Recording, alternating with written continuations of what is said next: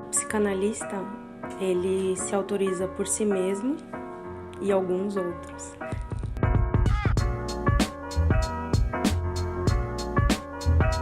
O Lacan, no começo, ele escreveu: o psicanalista se autoriza por si mesmo. Depois de alguns anos, ele colocou esse e alguns outros. Não sei se ele cedeu à pressão ou não, o que não era muito comum dele. Acho que primeiro a gente tem que falar da psicanálise, como ela surgiu. A psicanálise é a terceira ferida narcísica da humanidade. A primeira delas foi com Copérnico, quando ele chega à conclusão de que o mundo é redondo e isso abala as estruturas do humano. O segundo é Darwin e a teoria da evolução. Então, viemos do macaco. E a terceira é Freud, quando ele diz do inconsciente. Então, não somos o centro do universo, não somos seres sagrados e não sabemos por que fazemos o que escolhemos. Somos guiados por um inconsciente. A psicanálise já nasceu subversiva. Por quê? Na época que ele trouxe essas informações a respeito do inconsciente, ele foi, além de excomungado pela Igreja Católica, ele foi escrachado pela toda a comunidade médica, porque ele trouxe algo que até hoje é muito polêmico de ser dito: sexualidade infantil inconsciente. Como assim eu não sei quem eu sou? Como assim eu faço escolhas por causa da minha infância? Como assim criança não é anjinho? Então são assuntos polêmicos e são polêmicos até hoje. Por isso a psicanálise se mantém evoluindo e cada vez mais presente na sociedade. Para falar um pouco do que é a formação do psicanalista, eu tenho que dizer primeiro sobre a minha formação. Na formação, eu fui ter um contato com a psicanálise. No final da minha formação, com uma supervisora que eu tive com Lacan, e hoje eu atendo clinicamente e me apresento como de orientação psicanalítica. O que é isso? Por que uma psicóloga não se autorizou a se dizer psicanalista? Ser psicanalista não é qualquer coisa. A psicanálise, ela convoca o sujeito. O que é essa convocação? Essa convocação é algo que tem que sempre ser revisitado. O tripé da formação psicanalítica freudiana, ele diz do conceito, ou seja, óbvio, temos que ler muito, temos que entender a estrutura, o conceito, são muitas...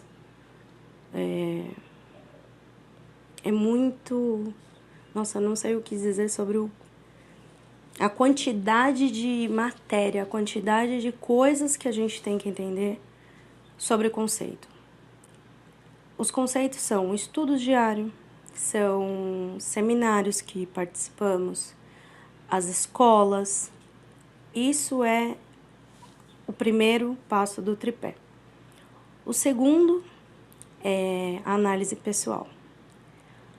E esses dias eu estava vendo um importante seminário que teve com o Coutinho, e ele disse que o tripé, ele entende que o primeiro mais importante passo é a análise pessoal, o segundo mais importante passo é a análise pessoal, e o terceiro mais importante passo é a análise pessoal. Que dentro do tripé, a análise pessoal é o mais importante para a formação de um psicanalista. A análise dos nossos analisandos vão até onde a nossa foi. Ou seja, sem análise pessoal, não há a formação de um psicanalista. O psicanalista se forma pelo divã. É até onde você conseguiu lidar com as suas questões, até onde você trabalhou o seu limite da castração, é onde você consegue levar o teu paciente. E o terceiro passo é a supervisão. A supervisão, usualmente por alguém mais experiente,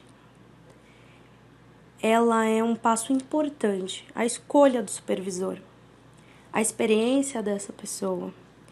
A minha supervisora, especialmente, ela odeia essa palavra supervisão. ela acha que não existe supervisão de nada. É sim um momento importantíssimo de quem trabalha clinicamente com a psicanálise, mas não é uma supervisão de super. Talvez seja uma super audição. É importante ele te dar bases. E nesse tripé, estudos, análise pessoal e supervisão, começa ali, quando você atende, a ter um suporte para que seja formado um psicanalista. Não é garantia. Você pode ter muitos conceitos, você pode ter lido muita coisa, você pode estar na sua análise pessoal e você pode estar fazendo supervisão e a coisa freudiana em setting não acontecer. Então, quando o Lacan diz que a gente se forma psicanalista, o psicanalista se forma se autorizando e por outros, é isso. O tripé, ele é básico, ele é necessário, mas é muito mais do que isso. Quando você está de frente com um cliente, quando você está de frente com a subjetividade humana, a cada um, isso tem que ser refeito. A teoria tem que ser revisitada. A cada seminário que você vai, a cada novo conceito que você entende, desde da primeira tópica freudiana ao clivo do desejo, a gente tem que ir construindo todo esse conhecimento. Então, por isso que eu não consigo, eu não posso dizer do outro, eu posso dizer sobre mim. Então, como psicóloga, fazendo a minha análise pessoal há um bom tempo, desde antes de me formar, com um psicanalista lacaniano, fazendo a minha supervisão com alguém muito experiente, que me dá toda a liberdade de pensar. É uma pessoa que eu não sou subserviente dela.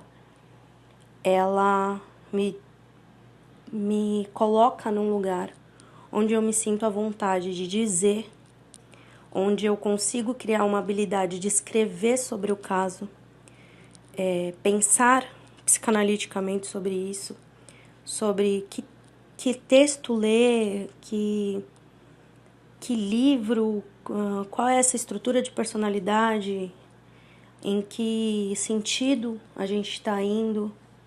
Tudo isso vem pela supervisão. E o atendimento?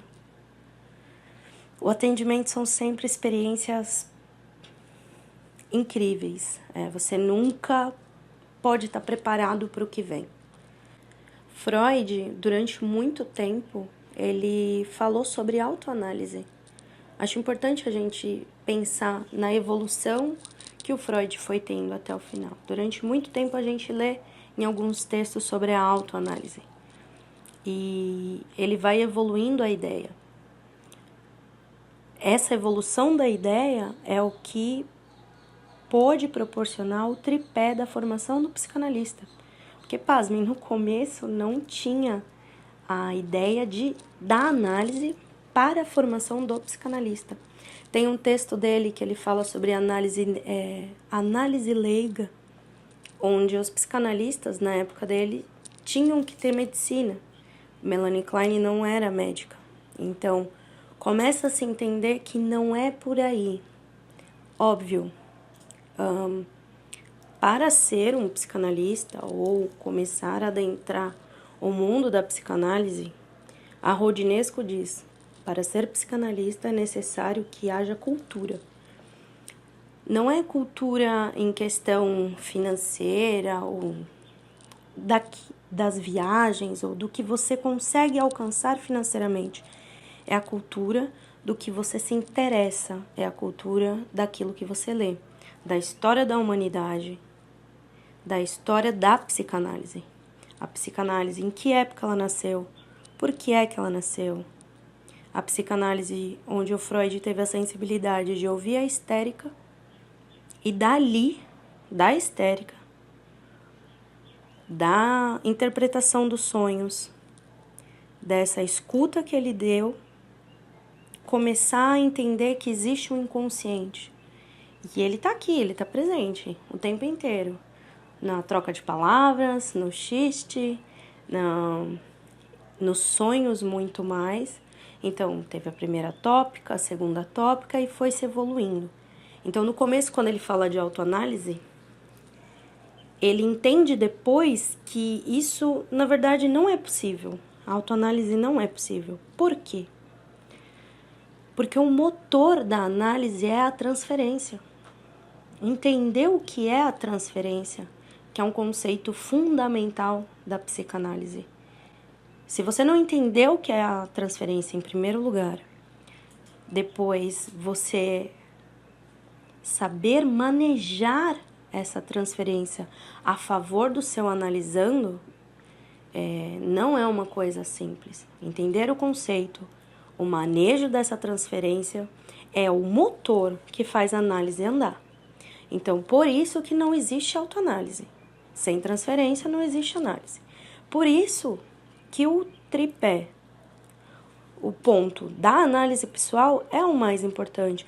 Porque o conceito, leitura, a gente faz em seminários, está presente, acho que para todo mundo que gosta de estudar, que gosta de psicologia, é um grande prazer.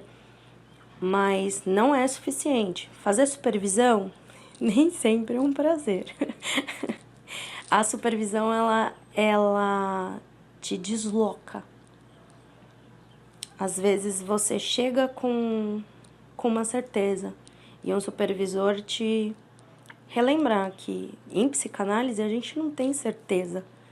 É da dúvida que surge algo melhor. Então, a supervisão, ela sempre trabalha no sentido de te voltar para o lugar do analista. O que é esse lugar, né?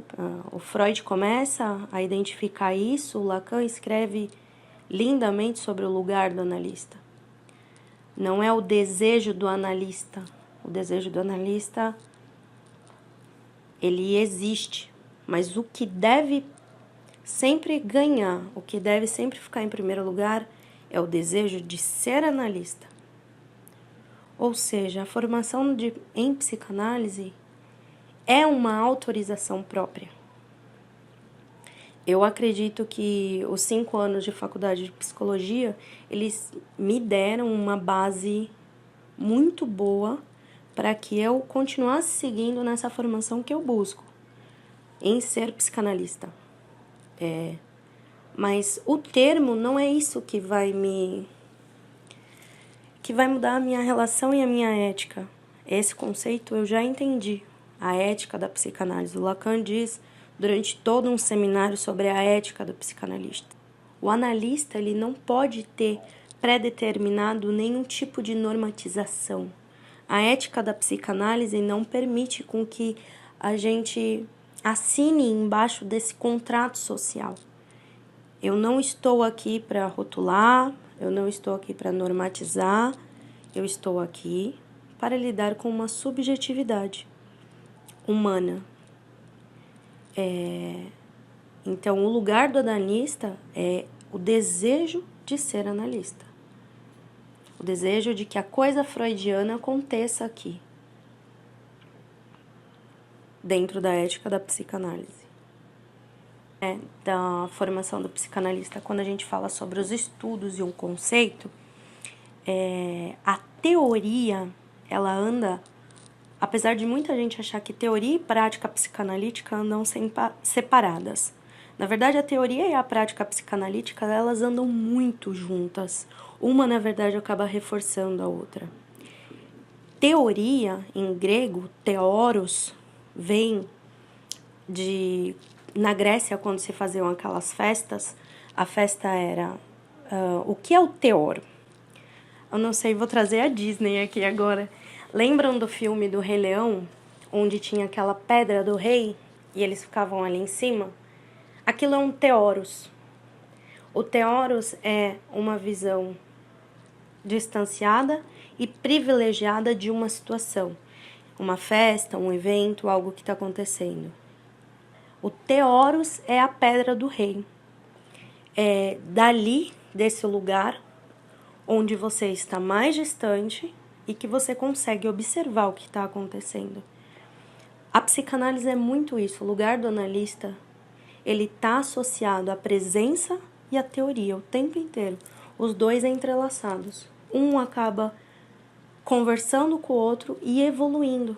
A própria psicanálise, desde o Freud, as intervenções do Jung e o Lacan, que ele mesmo dizia que ele introduziu pouco, mas limpou muito. E acredito que é isso mesmo, uma limpeza que ele fez. E a evolução da psicanálise é diária. E pensando na Pedra do Rei, no Teoros, tá aí uma coisa também que a gente pode pensar. Por que é que o psicanalista não pode fazer análise, ou não deve, né, fazer análise em pessoas conhecidas? Você fala, mas Paulo, o próprio Freud fez análise na filha. Sim, o Freud ele estava criando, ele é o pai da psicanálise, ele criou a psicanálise. Então, ele fez muitos testes. Ele estava, no começo mesmo, ele pensou na própria autoanálise. Só que ele não tinha mesmo rigor, né? Ele tinha muita técnica, ele era um médico, ele seguia um script para poder criar a psicanálise. Existem as bases conceituais, mas ele ia evoluindo o pensamento, evoluindo de uma semana para outra. Mas Dr. Freud não é mais isso? Não, não é mais isso. Agora é isso.